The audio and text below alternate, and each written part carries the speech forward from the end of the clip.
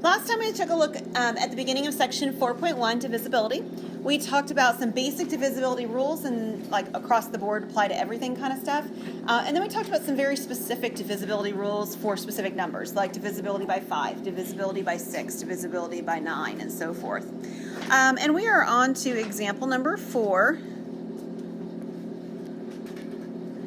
And here's our first example for today. If 24 divides the number m, what other numbers must divide m? Any ideas about what numbers would also have to divide the number? What do you think, Hannah? Any factor of 24. Right. Any factor of 24 will also divide the number. So we need to figure out what the factors of 24 are. We haven't done too much with this yet. We will do more in the next section. But I think we could probably all agree that you guys have seen factor trees. Is that true? Okay, good deal. So tell me two numbers that multiply to give you 24. 6 and 4. Sounds great. Another couple of numbers. I'm not going to do a full factor tree because our goal isn't to put it into primes. 3 and 8. What other two factors could I start a factor tree with? 2 and 12. And I wouldn't do this in general, but for the purposes of our argument here, 1 and 24 do as well. They're not very helpful in general, right? But obviously 1 anyway would also divide 24. Agreed? All right, so what are the numbers that divide 24? Well, Hannah said it well. Any factor of 24. So that's sort of the general statement, nothing specific about 24. And then specifically about 24, I've got 1, 2, 3, 4, 6, what else do I have? 12, and 24 ends it, so. Oh, I missed my 8. Thank you so much. I missed one. How about that? 24 already, it wouldn't be listed simply because it actually just described it in the problem itself. It wouldn't be wrong if you put it down. I wouldn't have a problem with it, but they're wanting to know what other numbers. 24 is already understood, so. All right, any questions on that? And that's actually what happened when we were looking at the numbers A, or letter A here and letter C. We were actually taking the number 6 and breaking it down into 2 and 3. If it's divisible by 6, it's divisible by 2 and 3. If it's divisible by 8, it's also divisible by 2 and 4 because those are factors. So we saw that happen last time in a couple other examples. All right. Next one, example 5. We're actually going to fill in the blank on this one. It says what numbers could go into the blank so that it is divisible by, and then we've got 3 options here. So if I just have to fill in the blank, what numbers could go in the blank spot and still make that number as a whole divisible by 2? 2, what else? Ooh, and 0. I'll put 0 at the beginning just so that they're in numerical order. Yep. 0, 2, 4, 6, 8. All right, it has to end in an even number. How would I decide what needs to go in that blank to make it divisible by 3?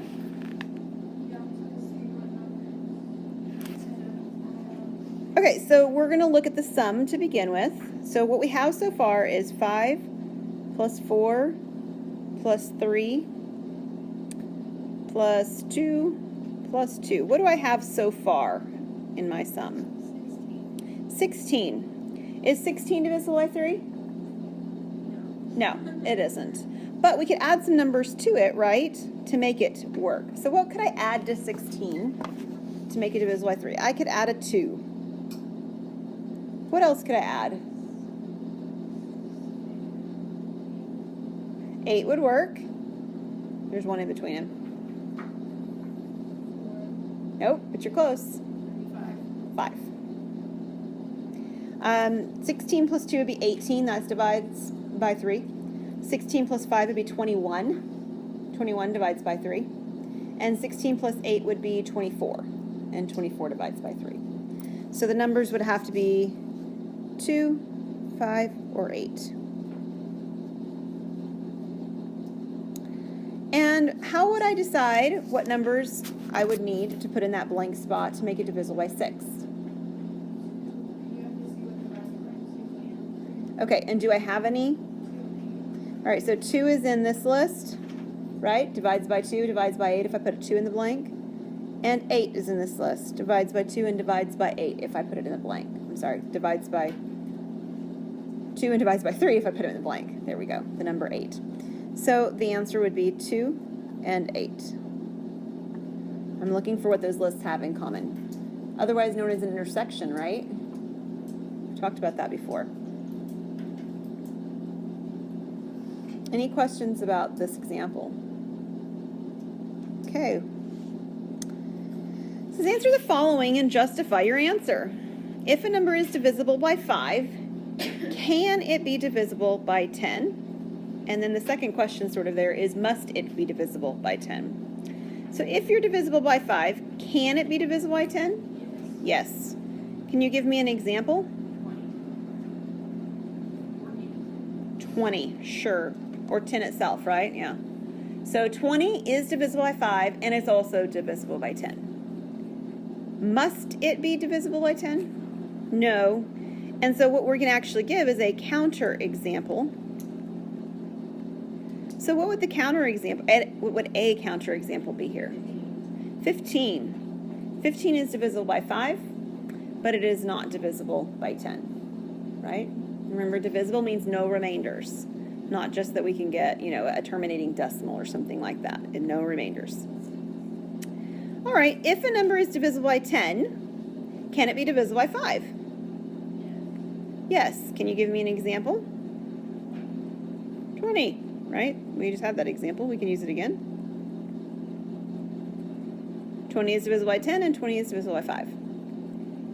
Must it be? Yes. Now, I can't really give an example here because if the answer is must, it has to work in all examples, right? It has to be a true statement for everything. So giving one example is not a useful tool here. But you should be able to justify with the why. Why must a number that is divisible by 10 be divisible by 5? And there's several things you could say. So what do you think? Okay, that's where I would go. It ends in a 0. Why? Why does it end in a 0?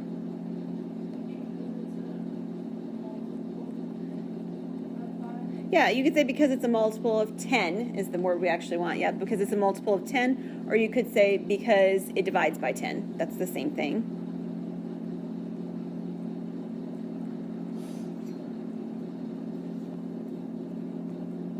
Okay, it ends in a 0. What is ending in a 0?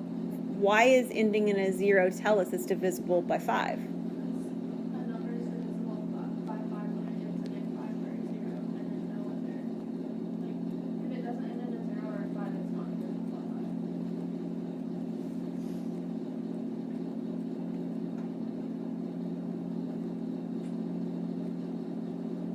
Okay, I think that's about what Shelby told me. All numbers ending in 5 or 0 divide by 5. Does that sound about right? Did anybody think of it differently?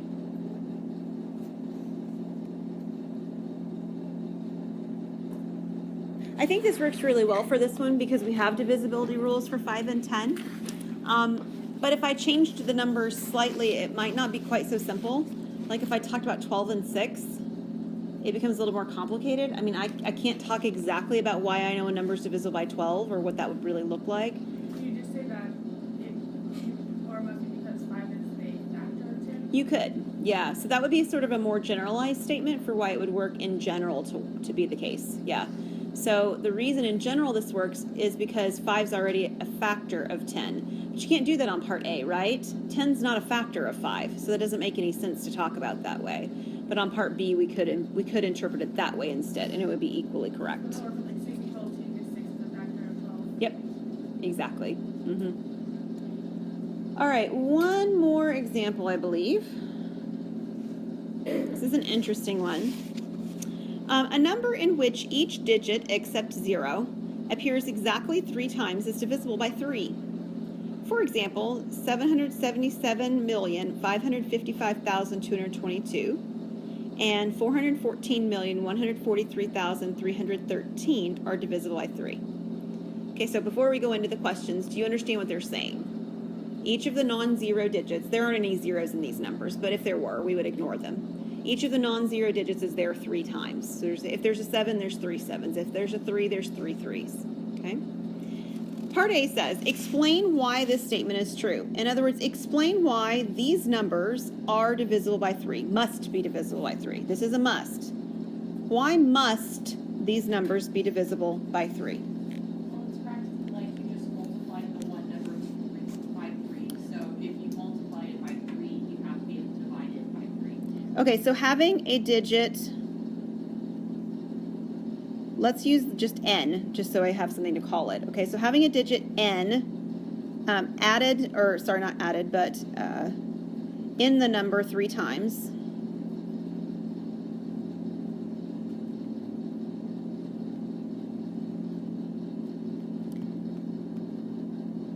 means when I add the digits,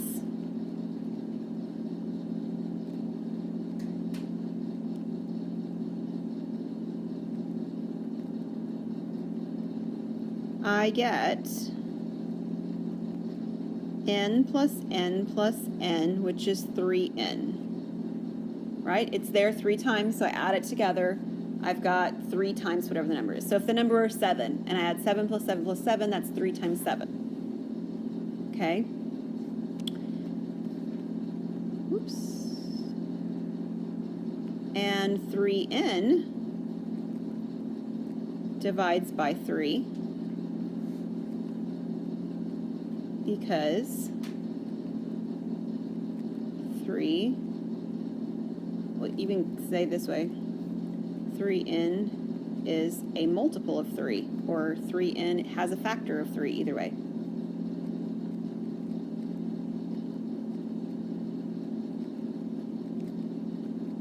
Whatever verbiage you want to use there, they're equivalent. Yeah, good job, Sally. Must this statement be true in order for a number to be divisible by 3? Careful how the question's asked. Must a digit occur 3 times in a number like this in order for a value to be divisible by 3? No. And remember, when you say no to a must statement, a counterexample is sufficient. No. How do you know? Can you give me a counterexample? You go back to example 5, or example 5, and we had that number, and it's only one of the digits that was in there. This could have been. What was our number, Sally? It was 5 4 3 2 2 and then a blank. So it didn't necessarily. And 2 worked, right? Yeah. So even if it were a 2, we'd only have the 2 occurring 3 times. And if I put a 5 in, we'd only have the 5 occurring twice. There's plenty of numbers here, namely the first 3, that don't occur 3 times. Agreed? And there's even easier ones than this. Like 15. Yeah, small numbers, like 15. 9. 9. Yeah, there's lots of examples. Single digit numbers are fantastic because obviously they don't occur 3 times. There's only 1 digit. So this is a true statement. It just doesn't work to be a true statement as like an if and only if. This is not a good replacement of our rule for divisibility by 3 before, because it excludes some things. All right, any questions on that?